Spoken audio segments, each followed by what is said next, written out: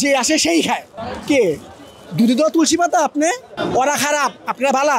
আপনি নামাজ পড়তে গেছেন, নামাজ পড়ে এসে সবজির দাম বাড়া দিচ্ছেন কেন? কোনো সবজি 100 টাকার নিচে নাই, গরিবের কেনার মতো ক্ষমতা নাই। যদি সবজিটা 50 থেকে 60 টাকার ভিতরে থাকে তো সবাই কেনাকাটা করতে পারবো, শীতের সবজির মজা নিতে পারবো। বাজারে আর কি দেবো, নতুন করে দেখার তো কিছু নাই।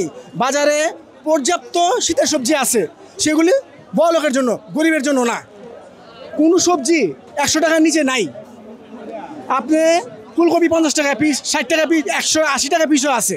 হ্যাঁ, আপনার টমেটো 150 টাকা কেজি। নতুন আলু বাজারে আসছে, কিনতে গেছিলাম 180 টাকা 200 টাকা কেজি। তো গরিব যারা আছে তারা কিভাবে কিনবে? শীতের সবজি প্রচুর আছে, কিন্তু গরিবের কেনার মতো ক্ষমতা নাই। তারা কিভাবে কিনবে? বেতন কত পায়? নুন আনতে পান্তা ফুরায়। Bashundhara public school and college 2026 শিক্ষাবর্ষে ভর্তি চলছে। আপনার যদি সবজিটা 50 থেকে 60 টাকার ভিতরে থাকে তো সবাই কেনাকাটা করতে পারবো, শীতের সবজির মজা নিতে পারবো। এখন শীতের সবজির মজাটা নিতেছে বড়লোকরা।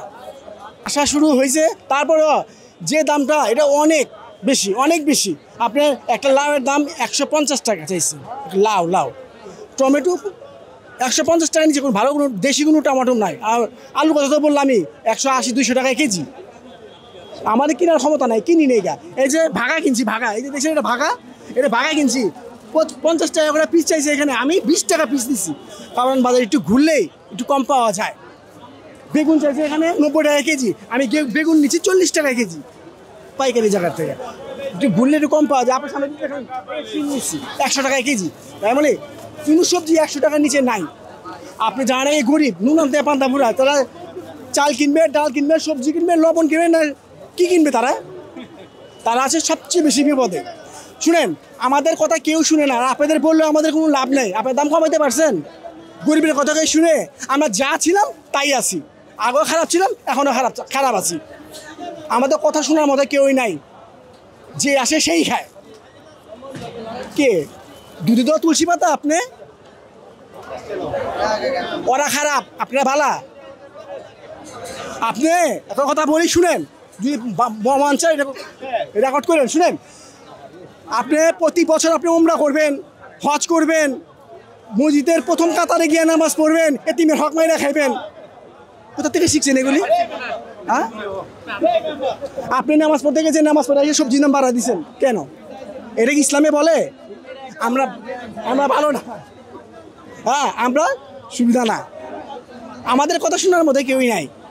এই আপনাদের বলছি, আপনি সবজির দাম কমাতে পারবেন না। মরতাছে কারা? গরিবরা। বড় লোকরা মরে না। বড় লোকরা এটার দাম যদি 20 টাকা হয় কিনতে পারবো, 100 টাকা 200 টাকা হলে কিনতে পারবো। বড় লোকের কোনো সমস্যা নাই। তত অবৈধ টাকা আছে, সবাই অবৈধ টাকা না, আমাদের খুব কষ্টের টাকা।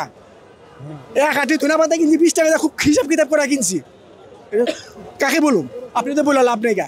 আপনি কাকে বলবেন? কম দামে কমাইতে পারছেন, কখনো পারেন না, পারবেন না। আপনাদের ভিউ বাড়বো শেষ। দাম কে কমাইতে পারছে? আগে শেখ হাসিনা দুর্নীতি করছে, এখন দুর্নীতি কে করতেছে? হ্যাঁ, এখন কে খাচ্ছে? আমরা কেন অসহায়? আমরা তাদের কাছে আমরা অসহায় হয়ে গেছি। আমাদের যাওয়ার কোনো জায়গা নাই।